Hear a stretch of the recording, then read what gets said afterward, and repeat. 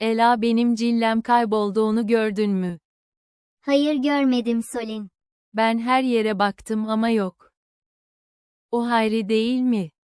Evet, o Hayri, elinde de bir şey var gibi. O benim cillem olmasın sakın. Evet, o elindeki bir cil onu yiyecek galiba.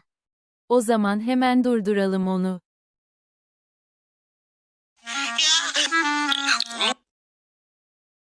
Ben kaçıyorum kızlar, hadi görüşmek üzere.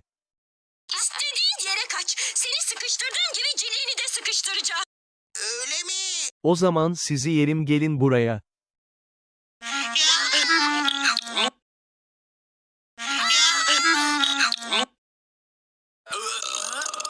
Hey hey, burada neler oluyor? İskelet nerede? Zombi, şimdi seni yiyeceğim, gel buraya.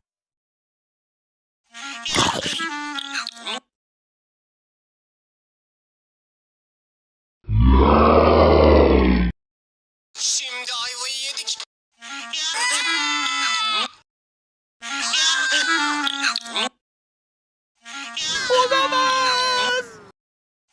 La!